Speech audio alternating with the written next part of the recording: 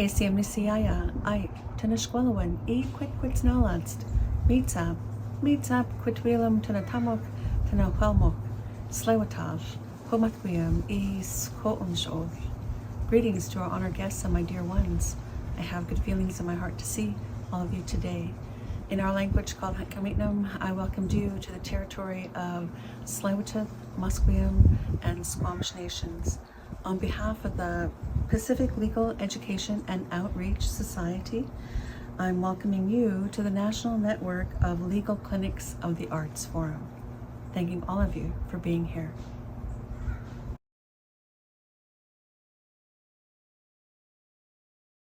So we're going to talk today about PLEO's LSALTs. That's an acronym that you may not know exactly where it came from. So the acronym is Legal Self-Assessment Learning Tool for Societies. And the important pieces there's the legal self-assessment piece, which is about ensuring that we can empower folks who work for nonprofits and in the arts to understand where they're at when we're talking about legal matters as organizations and individuals and practitioners in these sectors, but also a learning tool. So it's about knowing where you're at and then being able to find resources to increase your learning.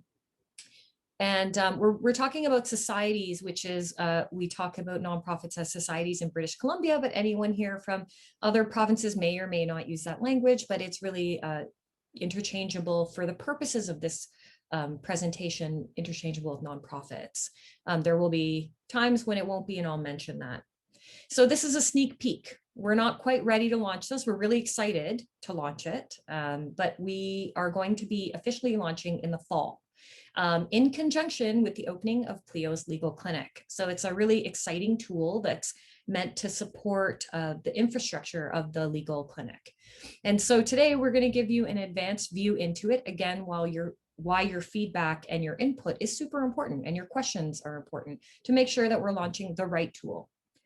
My name is Anju Singh, and I am the technology director for PLEO. The primary responsibilities of my role were really to get this tool kicked off and moving ahead. Then we have Novak. Novak, would you like to introduce yourself? Hello, everyone. I'm Novak, and I've been involved with PLEO, I guess, since the days of, initial proposal, where we try to understand what exactly technology means in this sort of world of legal information and helping nonprofits, and then also trying to kind of inventory all the requirements and things that people could, use this tool for. So last summer, we've tried to go through all of these things and come up with some sort of framework for development of the application. And it's been now, I would say, just less than a year, between 6 months and a year. And it's really exciting to see these things materializing. So today you'll sort of see where we are at the moment, and you'll also learn a bit about the ideas for the new features and new development. And I guess the most importantly is for us to hear back from you and see what you think and what you'd like to see there. Great, thanks, Novak. You can see Novak and I are smiling ear to ear here because we're really excited about this project. And I think we're making some really amazing progress. We're proud of it and we're excited to see it launch and to have people use it. So to start today's session, I think it's best to start with an introduction to what is the LSALT and a little bit of the history, which is really best provided by the CEO and creative visionary of this tool, Martha Rands, who is the legal director of PLEO. And she spent lots of time, many years, and has put a lot of effort into the concepts behind the tool. So I'm going to hand it over to Martha now. Great. Thanks, Andrew, and Novak and Angela for the introductions. So this tool started as after a conversation with the City of Vancouver Culture Director of Awards, Cheryl Masters. Some of you may know her. And it arose out of a conversation around how we could better support grantees of the city to be legally compliant, in particular with things like filing their annual reports. And that single conversation got me thinking, well, gee, wouldn't it be great if we could take the combined knowledge of all of the people that are working in this area and put it into some kind of a tool that would support them identifying gaps in their legal knowledge, and then we can help them fill those gaps. That was the idea. And my co-conspirator in this was Alison Bruin, who many of you may know as the executive director of Vantage Point, or as in a prior life, West Coast Leaf, and as a consultant to the nonprofit sector for many years. She is partly responsible for this because we decided that we would try it out in 5 areas of law, starting with Societies Act, compliance, privacy, employment, human rights, and CRA compliance. It lived for about 5 years in a SurveyMonkey format after getting some initial seed funding from the City of Vancouver and the Van City Community Foundation. And unfortunately, we weren't able to get any further funding until we were able to convince the Digital Strategy Fund of the Canada Council for the Arts that this was a good idea, which I have to tell you, when we got that grant with the assistance of Made in BC, I was a little taken aback because I kind of thought, well, this is an interesting turn of events. And we had the students from the Center for Digital Media here in Vancouver support us in the development of a prototype. We decided to start with privacy. So for those of you who are interested, the prototype is up on our website. And it will be merging into what we're about to see today. And then we led on to, we received some additional funding from the Vancouver Foundation, and most recently another chunk of funding from the Digital Strategy Fund to build this out even further. So apparently there's a bunch of funders who think this is a really good idea.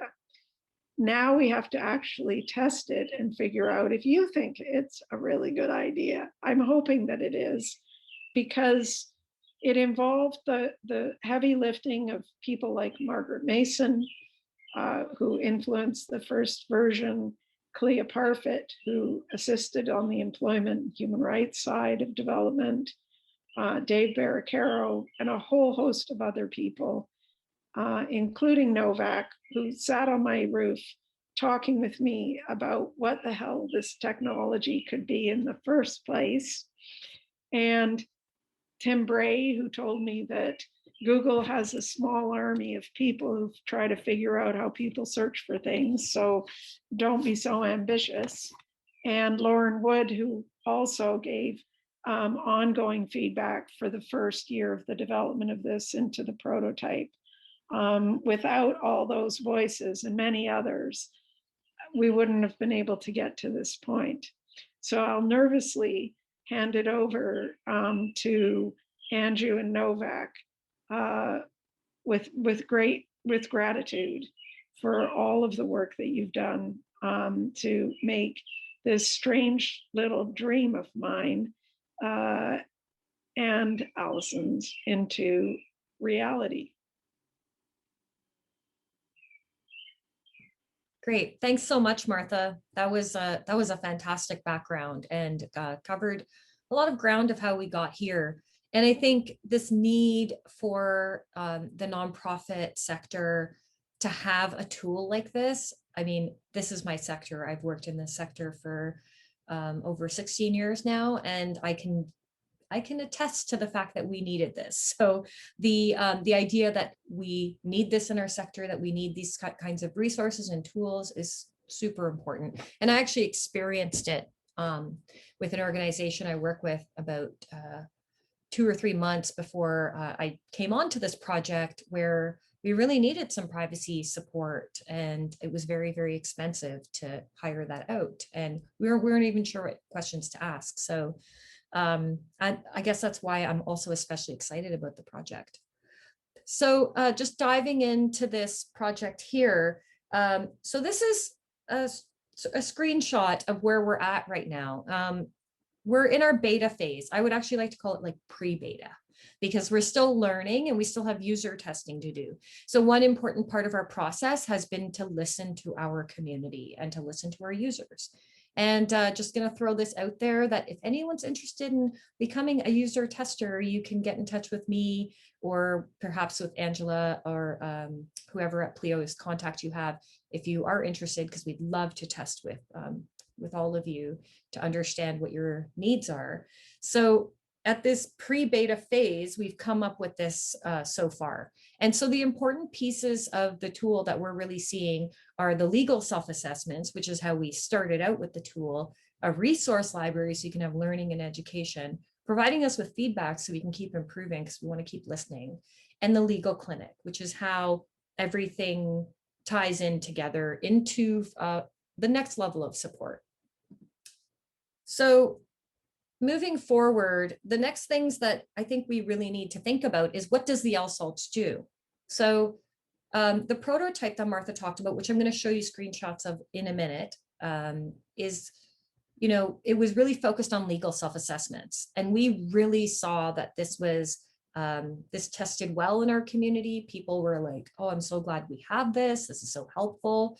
I share it a lot myself with organizations I work with. And so, you know, the self-assessments are, in the new version of the LSALTs, are short assessments to help you determine what you need to do next and what you're missing. And so really it's about doing this evaluation, engaging of where you're at. And we understand that that's super important. Beyond that, I'm actually going to jump to the third bullet point. We realize that beyond just knowing what you're missing, we realized you also needed some learning opportunities. And there was actually quite a demand for learning in our sector of legal matters, because, you know, when you increase your education of how things work, it's going to get easier and easier. So the resource library was something that we saw as very high value, and that's a piece that we're developing as part of this tool as well. And so that would include learning opportunities and having information at your fingertips. Glossary, like, what does this word mean? You'd be able to find it. And, you know, on that note, there's the open learning concept. So we didn't want to have a special login required. This is not behind a paywall. You don't have to pay money for this. This is free for everyone to access. And while the target audiences are nonprofit and arts sectors, really anyone could go and use this information. And this is a really, I think, a very generous thing that PLEO is offering, which is just free information for everyone. And I think that in the spirit of how we're all working together, it makes sense. And so those are really the big things that the LSALT tool does. And at the end of it is an important piece of it, as we're preparing to launch the legal clinic in the fall, is the triage piece of the legal clinic. So, you know, we really want to empower our users to, you know, approach the self-assessments, explore learning, and then go to the legal clinic with really specific questions so that you can get the most value out of the support that we can provide. And so really this tool is to prepare you for conversations that you have with lawyers or student lawyers to get the best advice and support that you need in the end. So one thing I want to kind of throw in there that's that we're playing around with is the LSALT. If you recall, the name was Legal Self-Assessment and Learning Tool for Societies. We realized that this tool is much more than a legal self-assessment tool, that it's actually doing all these other things and has so much more value. So we're exploring the name as well. So in the future, you might see the name look slightly different. And the URL we'll be using will be the legal clinic to share the tool, because we really feel the digital tool and the legal clinic are so closely connected. We want to make sure if you use the digital tool, the support behind it is not far off. And that distance between doing this work and going, okay, but now I still have questions and I don't know where to go next, you'll just know where to go in your next step. So who is this for? So nonprofit and arts sectors, which for me, the arts sector is part of the nonprofit sector very often, because we are all often under a nonprofit model. There's also collectives, there's also artists. So I think that some of the information we'll have, some of the content we'll have will be translatable for arts organizations that are not nonprofits, but primarily we're focused on nonprofit and arts sectors. And, you know, I think it's important to understand what our goals are. And so that's why I created this list here, which really influenced a lot of our decisions, technical, design, and conceptually for the product. So affordability was super important to us, because the reason that this tool is needed, as Martha mentioned, is that, you know, one of the reasons is organizations in these sectors just don't have the funding to just immediately go to a lawyer. And it's not even so much that they don't have the funding just to go to a lawyer, but rather they don't even sometimes know what questions to bring. This tool will help with that. And so the affordability of not just the tool being free to use, but also the affordability of the long-term impact of being able to go and have a consultation with the right background knowledge is going to be really helpful. The knowledge and learning. So sector-wide, we have a gap. There's a learning gap. When things turn legal, and I've done this myself too, we sometimes want to run away. And so I think with a little bit of knowledge and background in the concepts and the basics of these legal matters related to our work, this is a super important piece that we want to include. Low barrier access is really important to us. And for that reason, we have kind of, for now, shifted away from having, you know, logins and other other things that we think might have been a little bit restrictive in terms of access. And low barrier access also means this is free right now. So this tool, you can access it, as I mentioned earlier, with no barriers, and all the information and the rich resources are available to everyone. Plain language. This is super important for people in our sector. Legal language can be a little bit scary and intimidating, and also just time consuming, especially when a lot of us are maxed and stretched in our workloads. Plain language will help us get through our work faster.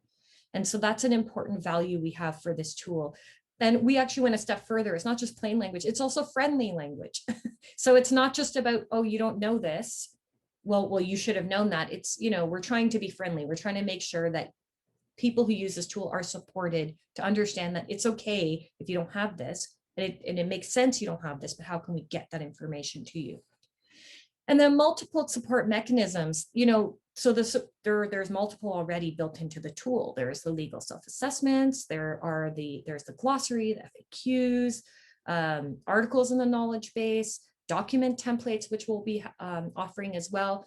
But then there's also other support mechanisms which are related to the legal clinic. As I mentioned, you could finish a self-assessment and you're like, I don't know what the next steps are. The tool will guide you towards the next step. So the support mechanisms, it's not just about getting you info and then not following up, but rather helping you get to the next step. So here is the prototype. So the history, Martha did a great job, so I'm not going to go too far into the history, but the CDM Center for Digital Media Students, which is BCIT SFU, Emily Carr, and UBC conjoined program. They're master students who created a prototype for PLEO, which actually is, I loved it. They built this in a technology called React. It's super fast, as per its name. And there were lots of positive things about the prototype that we wanted to bring in to the tool that we built as the final version. The students did a fantastic job. The PLEO team did a great job to really ensure that the user's experience and needs were really met. And we saw this successfully happen in the prototype. So, you know, personalization. So there's like these characters, it was really important to make sure that they were gender ambiguous and that they represented everyone, so that you could see yourself in that support. And the tone is friendly. Another thing is, you know, you're going to see this as we talk later about what we built. The design is also very clean. And so when you go into the prototype, which as Martha mentioned, is on the PLEO website under the resources section, you can find the prototype there and you can try it out and you'll learn a lot. You enter the prototype and there's a character here who helps you walk through this process, and they just show you everything that you need to do. You answer the questions. They're meant to be very, very easy to answer, and they're meant to give you information as you go. And as you go, it sets up your do now, do later. So I took some screenshots of me going through here. And so it asks you questions that are really relevant to our sectors. So it's not asking you about things that are not relevant to the work you do. And at the end of this, you get your final results page, which tells you what you need to do. And the do now, do later, which we'd be open to hear feedback on those titles as well. The do now, do later is essentially just meant to identify to you as users what is super urgent and what can wait. And I think this is a really respectful way to acknowledge, again, the stretched workloads of nonprofit folks. Angela looks like she's posting the link for the prototype there. So that was the prototype. And again, I really highly encourage everyone to test the prototype. And if you have feedback, we'd really love to hear what you like and don't like. And if you do opt to become a tester with us for the final product, it would be really interesting to see how it compares. So here it is. This is what we built. So you saw the screen at the beginning. We've decided to go again with a really, really clean design. Some of this copy is changing. You're going to notice a lot of lorem ipsum because, as I said, we are in the middle of, we're still in pre-beta phase, but we're really trying to make sure when you land here, you can know what to do and where to go. So there were some technical choices, privacy and security choices that really influenced our build. So the technical choices and goals, usability was pretty much like right at the top. UX or user experience was really, really important to us. And Martha really stressed this because Martha works with lots of nonprofits, and I work for nonprofits. And we know that in our sector, if things are really super dense with lots of copy or lots of clutter, it would not have high adoptability rate. So we really wanted to make sure that the usability and the experience was comfortable for our users, which led to the fact that we wanted clear and uncluttered design. So we didn't want a million things coming from every direction, really just focused, moving you forward. So we imagined a lot of use cases where a nonprofit would be like in a crisis situation. So they would be, you know, in a stress state. So we tried to replicate these stressed situations and stress states, which during COVID was probably pretty easy to replicate. And so then when you arrive at the product, that if you're in this stress situation and you just need the information, you can just get there and it can tell you what to do so you can act. These are really avenues to action. Being scalable was really important for the way we built the tool. So we wanted to make sure that the tool, while we had those 5 categories that you saw on the last screen, we really saw that it was foreseeable that this might grow, that this will grow, I think. And so we really wanted to make sure that when we built the tool in this technology, that we made sure that we can expand, grow, add things, which made it necessary for us to make sure that this tool is revisable based on our learning. So when we worked with our developer, it was a really crucial part of our development that we need not rely on a developer to go back and make changes. So if you have feedback, if you say, wow, this question was really not working for me, we can make that change. That was a super important part of our decision-making around the tech, was to ensure we could be highly responsive to our community. Privacy was important to us. Our main server and backup servers are all based in Canada. We're hosting with a company called Full Host, who are based in Victoria. Our main server is in Vancouver and our backup server is in Montreal, which while we don't have things logged in and you don't have personal information going into the site because it's only an external visiting based site right now, we imagine that in a future phase, we might have logged in users and that we might have document templates that you actually edit and fill in. And so we wanted to make sure that the privacy considerations were in place in advance so that we can grow, again, scalable and growth focused.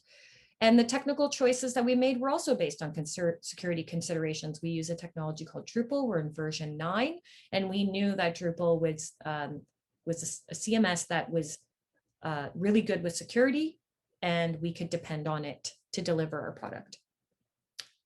So what we built, this is the tool. So this is just, again, there's lots of lorem ipsum here, but you would land on the legal self-assessments, and you would be able to pick a topic. So there could be multiple topics per topic area, and there could be multiple mini assessments.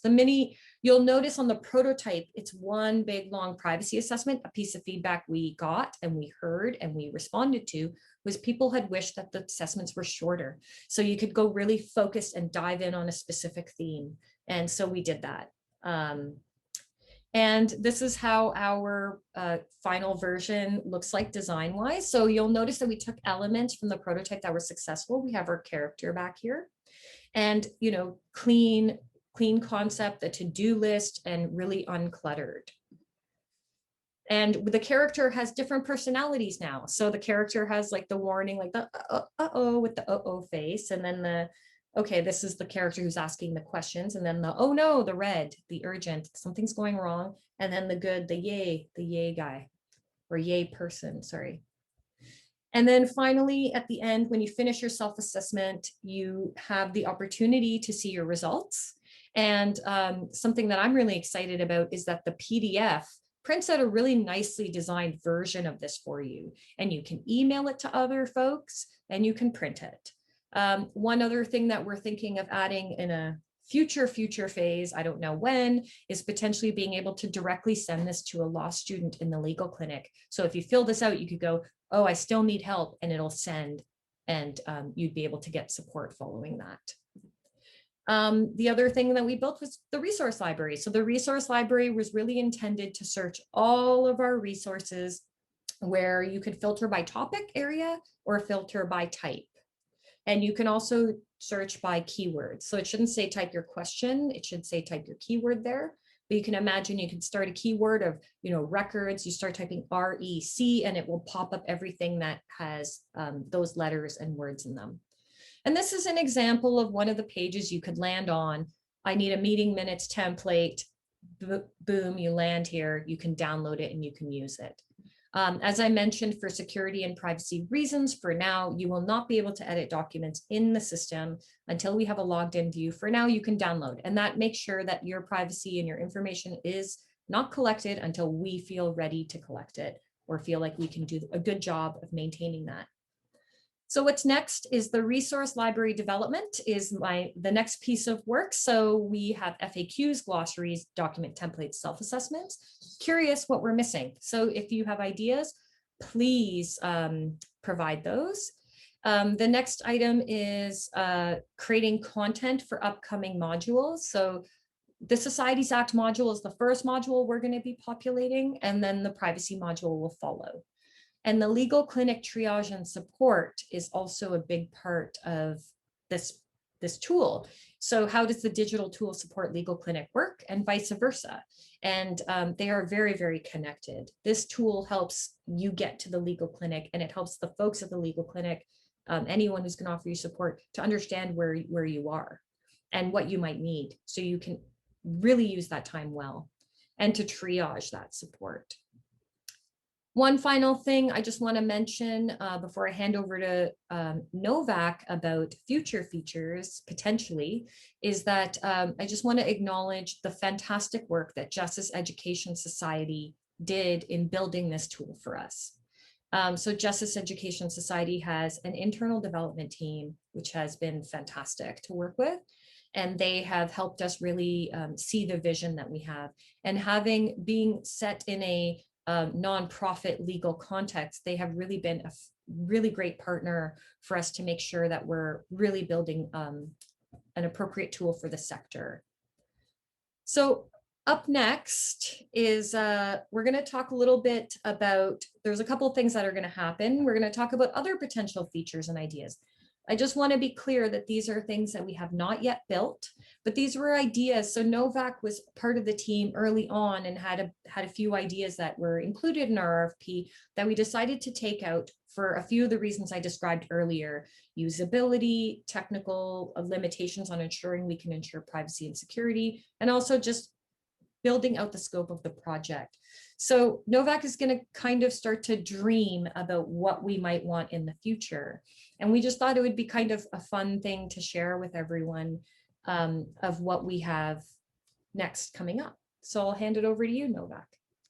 Hi again, everyone. So I guess this perspective is more from the development of the application online, and it kind of refers to things that may or may not happen.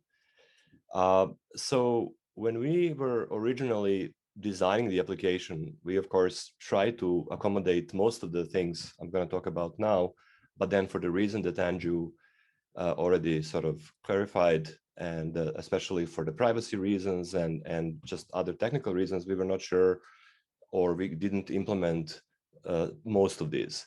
So again, at the kind of drawing table, we would love to talk about what we see as things that we would like to work on, and hear from you whether this makes sense and what else would you like to see. So when you look at the sort of typical life cycle of the web application, you want to kind of things in terms of, you know, some common elements or some features that you always want to get better at or keep improving.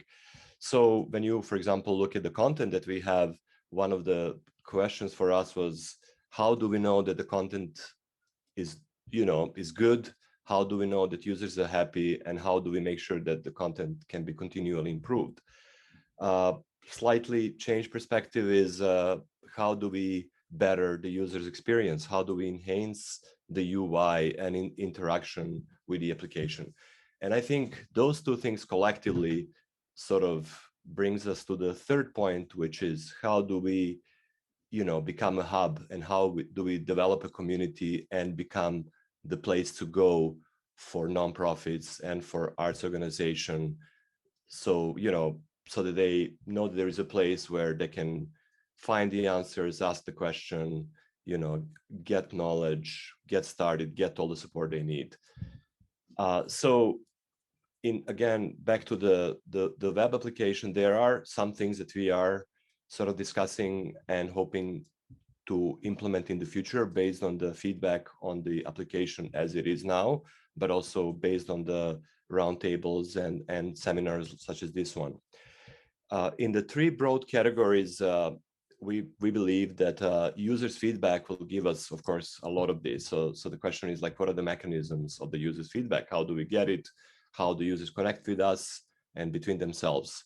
Personalization is another big one. And we do have some relatively simple ways of doing that right now. Like, for example, when you finish your assessment, there will be, as Anju was mentioning, there will be a PDF or kind of an online summary of what happened that you can sort of store locally, but there is no personalized information, as in you cannot go back and sort of, have your identity online. So we're hoping to work on that, and there will be a lot of benefits, obviously, of doing that. So we'll see kind of some ideas in a moment. And then again, becoming a hub and contributing to public domain was always a goal, and we'll try to use all of the kind of things we've mentioned to do that. So now we can kind of, move forward and just take a look at what does it mean in practice, and what are the kind of practical ideas we have in mind that we'd love to kind of hear back from you on. So this is, let's say, a typical page as it is now. So there is no sort of your online identity. You just look at the flat content. So there is a page, under, let's say, access to record section. and you can read the content. There is no interactivity with the page. So just with a sort of simple fact of being logged into the system, you can get some immediate benefits. So if you just move to the next slide, like for example, you can bookmark this page. So you can have your identity, and this page can be in your repository of your favorite pages or bookmarks that you can share within your organization or for your later use. If you move forward to the next slide, let's say if this was a knowledge-based article that describes, let's say, the basics of the access to records, we may get the feedback from the users in terms of, from the technical perspective, how was the content. We can even apply some sort of competencies-based learning principles where we could say, for each of our sections, we could say, these are the key things that you need to understand, and then we can get a feedback on whether the user actually gained the understanding and the knowledge that was supposed to gain by doing the either assessment or reading the article. Also, we could have let's say, a text field where users could say what worked and what didn't work. And all of these things kind of will help us learn quickly about the quality of our materials and make them better. If you move again to the next slide, another very popular way to discuss the content is actually commenting or asking questions. So again, with the ability to create profiles online and to interact, you can not only provide a critique or a comment on a given text, but you can actually ask a question where others in community can sort of share their experience or reply, as well as the people in PLEO. So again, all of these things are going like not only to enhance the user experience, but also to position this as a hub and place to go to find your legal answers. So if you kind of push this idea a little bit more, we can have an example of how this could look in a practice. And again, these are just ideas that we would like to test with you and work on. This currently doesn't exist. But if, let's say, I'm interested in, for example, access to record section and also in privacy, I may have covered a lot of it, or I may have completed all of the learning materials online, and application should give me that information. One thing that you can also imagine here is that if, let's say, I've completed all the privacy module here, but then, in some future time, some of the, legal requirements or laws have changed. So wouldn't it be great that I have a notification and get an email from PLEO saying, hey, you've completed this and you created your privacy policy and you created all these documents, but you know what, there are slight changes, so please make sure to read what has changed and please see if you still have to do anything. So that's a kind of another way to build a hub and have people kind of being involved and staying connected, because as we all know, things change over time. And this would be one way to kind of keep people in the loop. In addition, so if you had a profile, if all of your questions or comments will be stored and any replies to them would be there for you, you can get them either in an email or also by going back to this portal.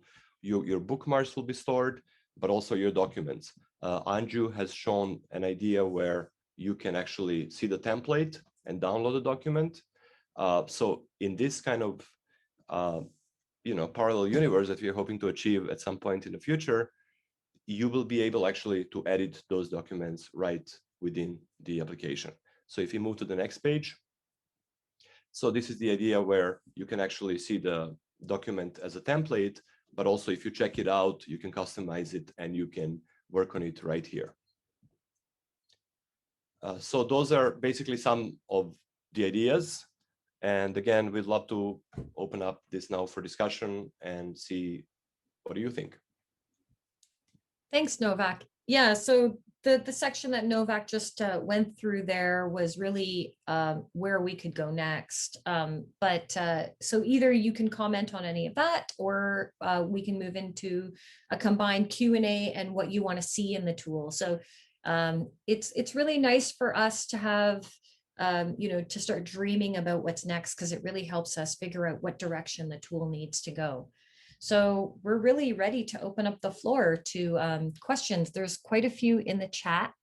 And perhaps we can start with those. I'm a little bit behind here, so I'm going to try to catch up. Perhaps we can start with Kelsey's question here. So is a legal clinic for individuals and societies, or is it feeding from this tool, thus being only for organizations? Martha, would you like to answer that, or would you like me to answer that? Sure, I'll answer that, and I'll also answer next following question. There will be 2 doors into the clinic. There will probably be 3.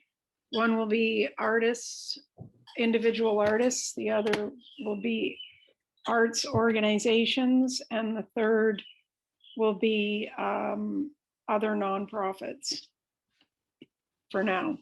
But Kelsey, hold on to your questions. We're still in the process of sorting this out. And why don't you just wait until we're ready with those announcements later this summer. Great. And Martha, you were going to answer next question as well? Yeah. So our colleague in Manitoba has asked a question that I'm sure others of you may have as you're from outside of BC. I'll just read it out. As not every artist or arts organization is a nonprofit or charity or created under the BC Societies Act, can this tool be used for a nonprofit entity incorporated under the Canada Not-for-Profit and Corporations Act? It's a federal statute for nonprofits. Or a for-profit entity under the CBCA, or under another provincial jurisdiction for either an artist or arts organization that is not a not-for-profit or a charity. So first of all, so we started this particular module that we've been, there's 2 modules. One is privacy, the other is the Societies Act. The Societies Act is indeed provincial legislation. However, many of the concepts that underlie the Societies Act have analogs in those other statutory regimes. And while I can't say you can simply apply it, Nick, when you have an opportunity to go through it, you'll realize that there are some areas that are quite analogous. And the kinds of questions that we ask are ones that are also directly relevant, no matter what the legislative regime is. Once we have this phase of the development of this tool done, we will be starting to look at, with this new funding from the Digital Strategy Fund, some ways of addressing how to handle people who will be coming from out of province to use it. I don't think we're going to be able to address that at this stage in the development. I would hope that it would be something that we could address early in the next phase, which probably won't begin until September. But it's definitely been on the back of my mind for sure. And with respect to the privacy issues, again, most of them are what I would call generic. Our Personal Information and Privacy Act is based on PIPEDA, which is the national privacy statute. Alberta has its own, but most provinces have PIPEDA. So there's a lot, again, of carryover. And it is intended as a general tool. It's not intended to give legal advice. It's a legal information tool. So I hope that we'll be able to look at some of those issues moving forward. And in answer to your follow-up question, would we be interested in considering licensing the tool for use in other jurisdictions? Absolutely, yes. This is a national project for a reason. There's a national funder. We will be looking to you, Nick, and Nat, and anyone else in any other jurisdiction to help us to make the case to other aspects of government, like innovation, science, and economic development, to support the next generation of these tools so that they can be most widely available. There's no question that what we're doing here has applicability in a number of different contexts. And we hope that other funders will come in to make this sustainable. Because right now, the only significant funding we've received, having not received a single dime from the Law Foundation of BC, are almost entirely arts. And that's all I'll say on the topic for now. I also want to add something here. So this is why I love these kinds of sessions, when people ask questions and give feedback and share ideas. Nat, your comment in response to Nick's comment, I wonder if there could be some triage questions at the beginning to confirm corporate status, or I'm actually just going to expand that and just say, you know, regional, what region you're from. You know, has my brain thinking there's actually ways for us through conditional logic of the way that the self-assessments are set up to ask questions like, what region are you from? And then have appropriate questions to follow. So I just want to thank you for that, because that's something I didn't think of right away. And as Martha said, she hopes to do that in the fall. And I can say, Martha, looks like there is an avenue I can see there. Just going to jump ahead to the next questions. The comments are really great, really nice. Somebody said that the design was soothing. I've never expected to hear soothing around legal content, so that's great. So just jumping to the next question, Nick, again, in your research, development, design, did you find there's any other applications or platforms that are functionally similar? I want to echo an acknowledgement that Martha made to Benjamin Miller from PLEO, who are based in Ontario, for his support on our work. And the reason we brought Benjamin Miller to advise on this project is because he did build a bylaw builder. So that is a somewhat comparable product to what we've built. Martha or Novak, do you know of any other comparable product to the LSALTs? Well, there are tools online that in a kind of functional sense are similar, but I'm not really sure in the world of legal information. It's just more kind of generic tools. There are quite a few that are to a certain extent similar to this. Yeah, one of my user testing, and this is why user testing is such an important part of our process, was with a nonprofit, a representative from a nonprofit in Vancouver here, who said, yeah, I can find stuff like this online and I Google, but then I end up in this like document that I have no idea what it means, and it has nothing to do with the work that we do as an arts or nonprofit organization. So I think the content and the delivery of the plain language is what makes this tool really unique. Moving forward, will the tool be or become national? So Nancy, I feel like that question was answered, but if you don't feel like it, feel free to expand in the chat. Will this program provide a secure database for board policies with different user rights to ensure only authorized people have access? So Kathy, what you're describing is more like the future visioning that Novak was kind of going towards. And the biggest concern here is the secure database. We do not want to jump in and provide that level of access. There's a lot of work involved with privacy and security, especially when it comes to cyber security and server security. So we would only offer this in the future, potentially, if this became something that we heard a lot of demand for, and if we could ensure that we could lock down that security. I hope that answers that question. What age of information in the tool is generic? Not, Louise, I'm not. It's a percentage. Percentage. Okay, great. I thought that was maybe a typo. Percentage. So I think Martha kind of spoke to this, Louise, that a lot of like the privacy stuff is generic, and I've done that. I've done the prototype.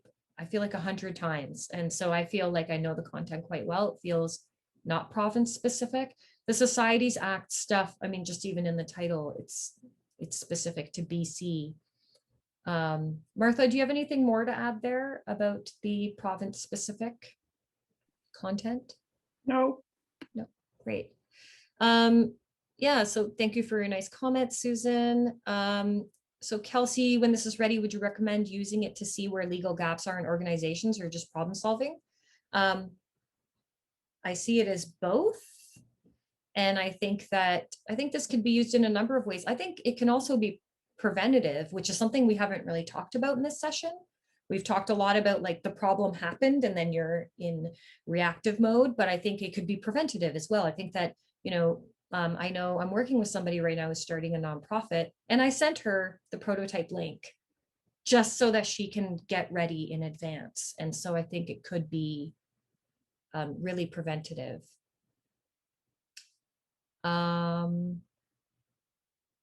Yeah, and Angela answered that question very well as well.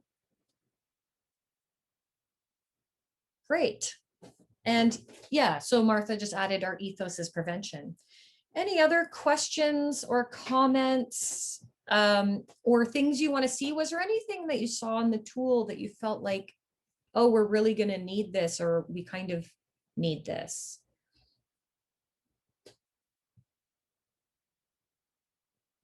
Thanks, Martha.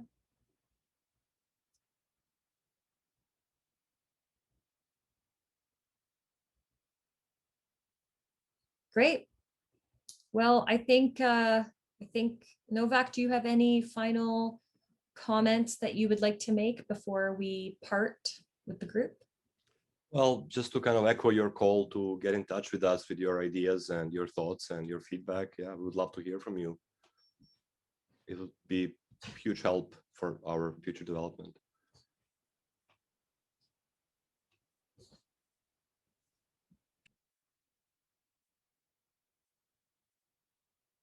Great. And there's still some more comments here. It'd be helpful to get some collaboration partnerships with non-lawyer consultants who could help NPOs set up privacy related settings.